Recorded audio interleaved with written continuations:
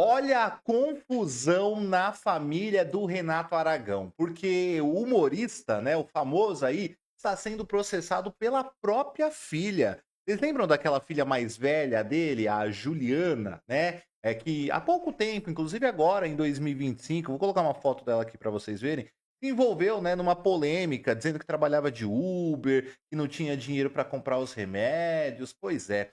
A novidade agora é que ela está movendo um processo contra o próprio pai, tá? E cobrando uma dívida aí de quase R$ 1 milhão que ele estaria devendo a ela. Já vai separando a pipoca, clica nesse like aí para você me ajudar, por favor, e aproveita, deixa o seu dedo no like aí e o seu comentário, que eu quero saber a sua opinião sobre isso, tá? Porque vejam só, o destaque foi divulgado com exclusividade pelo portal Notícias da TV, até aqui ó, na minha tela para vocês darem uma olhada. Diz o seguinte, que a filha acusa Renato Aragão de calote e cobra uma dívida de R$ 872 mil. É isso, gente, quase R$ 1 milhão aí em dívidas. Mas olha só o detalhe da informação que é interessante. Seguinte, olha, a Juliana Rangel, que é esta filha aí do Renato Aragão, né, essa moça que vocês estão vendo na foto, ela, estaria a filha mais velha do comediante inclusive, tá, entrou com uma ação de cobrança contra o próprio pai em uma vara lá da capital do Rio de Janeiro.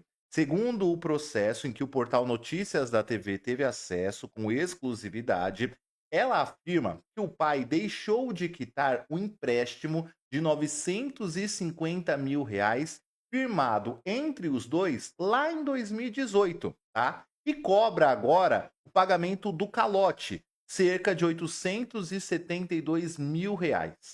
Ou seja, primeiro ponto aqui só para nós entendermos. Lá em 2018, o Renato Aragão e a sua filha mais velha fizeram um acordo, né? Fizeram um empréstimo ali.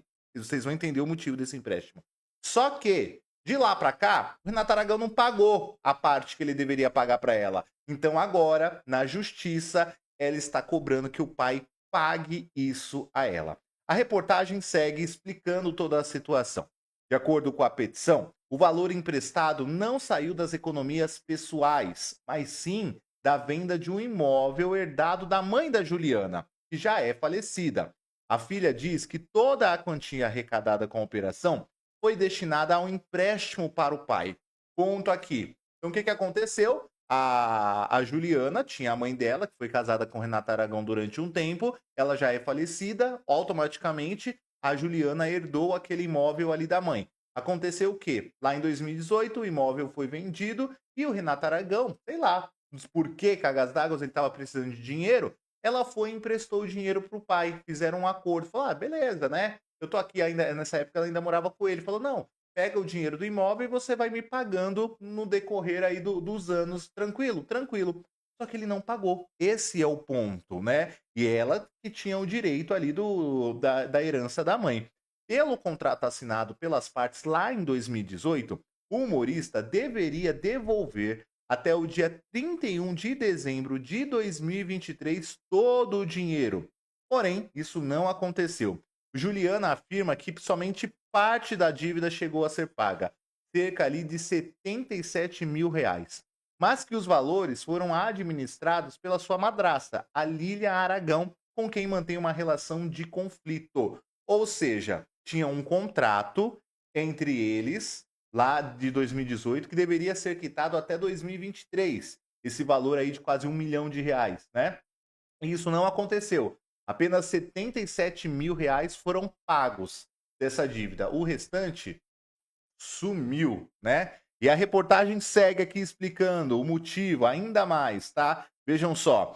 Segundo ela, a Lilian Aragão, a madrasta, né, passou a exigir que ela assinasse recibos de quitação parcial, alegando que as despesas pessoais teriam sido custeadas pelo casal, visto que Juliana morava na casa do pai. Isso daqui, gente, é um ponto, porque assim, a Lilian Aragão, que é quem administra o dinheiro do Renato Aragão, né? Porque o Renato já tá mais velho, a gente sabe, Renato Aragão tá com uns 90 e poucos anos, já não tem mais controle financeiro ali sobre o seu patrimônio, né? Então, a esposa é quem cuida de tudo isso.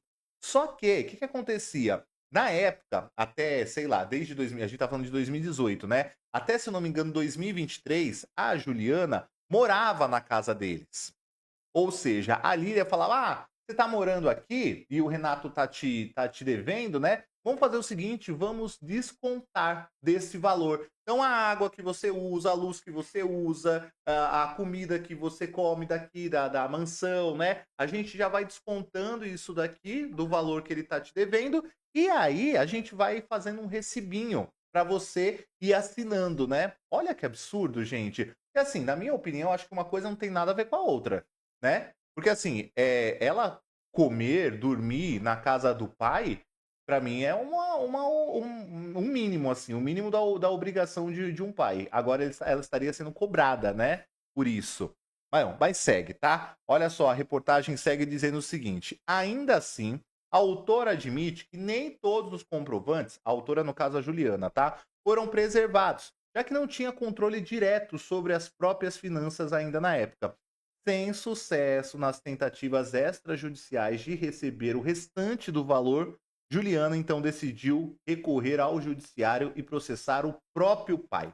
No processo, ela pede que o pai seja condenado ao pagamento integral da dívida atualizada, acrescida de juros, correção monetária e honorários, perdão, advocatícios de 20%. Também pediu e obteve o benefício da justiça gratuita. Ó, o ponto aqui, hein, gente. Ela não tem dinheiro, ela tá tão no limbo, tão na merda, a filha do Renato Aragão, ela tá tendo que recorrer à justiça gratuita. Olha que coisa louca, hein? Mas segue aqui a reportagem também. O contrato apresentado na ação não inclui duas testemunhas, requisito para ser executado diretamente.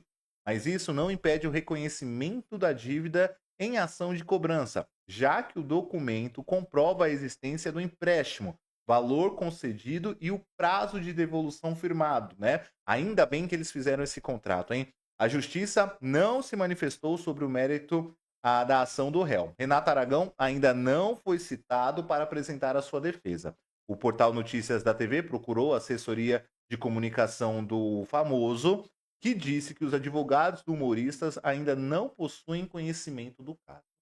Então, gente, é esta a situação que está acontecendo. Juliana, como vocês estão vendo aí na foto, processou o próprio pai. Ainda bem que ela fez esse contrato, hein? Que é a segurança dela. Pegou um imóvel da mãe, vendeu, emprestou o dinheiro para o pai e o pai não pagou esse dinheiro que era de direito dela, né? Ainda bem que rolou isso daí. Só que essa história, assim, tudo que envolve família Renata Aragão, eu sempre fico com um pé pouco atrás. Essa esposa dele, essa Lília Aragão, gente, ela não me desce. O meu, sei lá, o meu sexto sentido, a cara dela, o jeito dela, essa mulher não me desce. Ela não vai, tá? Não sei se a Juliana tá certa, aparentemente tá, né? Porque assim, se existe um contrato em que deveria ser quitada a dívida e isso não aconteceu, né?